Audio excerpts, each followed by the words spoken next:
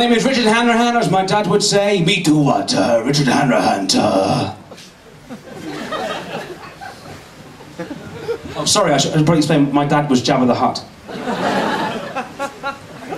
Anyway, good, yes, I'm going to begin with a dilemma. I was playing Scrabble with my now ex-girlfriend's parents, and they're a big Scrabble family. I was faced with a dilemma that I A, pass and risk being thought of as an idiot, or that I B, play my last 6 remaining tiles on a triple word score to win by 28 points with the word rim job. Now, Edinburgh, let me tell you, if you ever get in that situation, and I promise you will, don't play the word rim job. I played the word rim job. Worst thing was that Dad looked down, looked up, he didn't flinch, and then he said, I think you'll find that's hyphenated. Talk about dads for a bit. Give us a cheer if you've ever had a dad. Hooray! Some of you, all right. My dad's a bit weird. He has sayings, something a bit weird, like you can't make black pudding out of human blood. I don't know if that's true. I assume it isn't. Other things is more useful, like look after the pennies and the pounds look after themselves.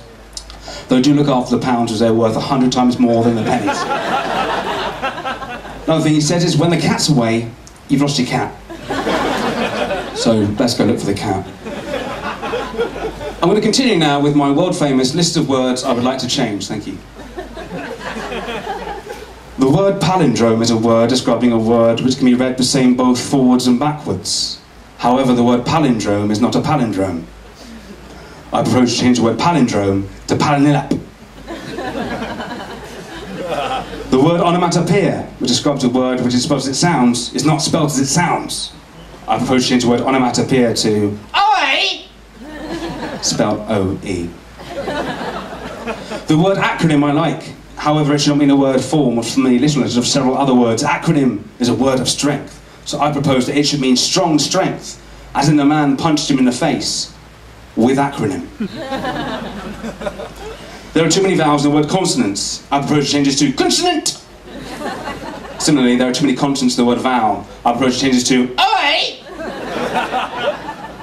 The new words OE mean letters which are not consonant, and OE meaning words spelled as it sounds are too similar. I propose to change OE to AIO, and similarly OE should become the word formerly known as OE, spelled O-E. The words gonorrhea and diarrhea are too similar. I propose to change these to front rear and rear rear.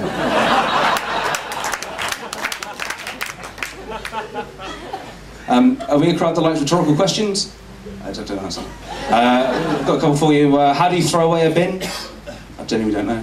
Well, what about a bigger bin? Exactly. Does Amazon deliver to the jungle? No idea. Do schizophrenic deaf people hear voices in their heads? Something to consider.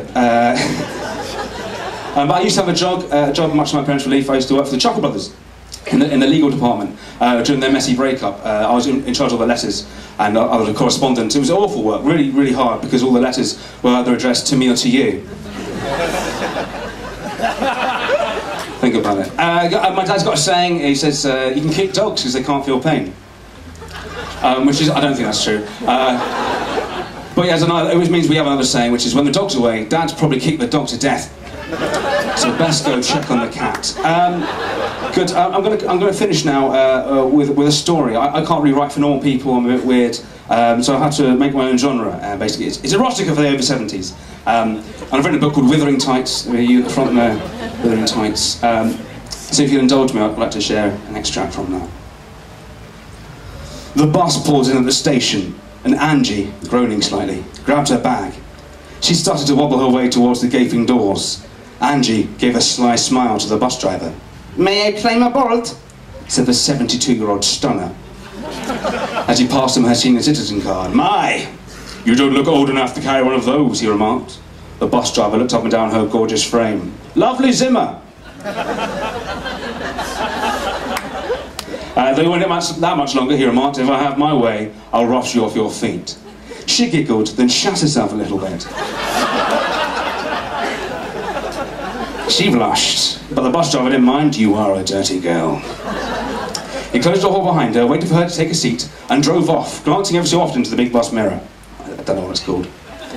He turned the wheel violently and caught her eye. She fell at a sudden force, and her glass eye flew out of its socket and into the driver's hand, literally catching her eye. It skips a bit now, but you get where it is. Later that night, they met in a hotel room, embraced. Their mouths met, his tongue exploring her toothless gums, his hands caressing her blue-rinsed hair. She screamed. "Are we really going to do this?" "Of course we are," he replied, as he slipped a Viagra in his mouth and removed his second vest. Only what? "I've just come back from the hospital after hip surgery." "Shh, don't worry. We can take it slow. It says on the packet, wait 15 to 20 minutes. With that, he turned out the lights, pulled down the blinds, summoned all the acronym within him, and 15 to 20 minutes later, he did her really hard. And then she shat herself a little bit. I'm going to finish now properly with something. You've been lovely, you've been genuinely lovely. I'm going to finish something I always spare for special audiences. And this is something my dad said when he was on his deathbed. And it's really nice, but poignant sort of thing for me, and I want to share it with you. I mean, I say deathbed, it was more of a couch. And it was more hungover. We said, "So come closer," and as we came closer, he said,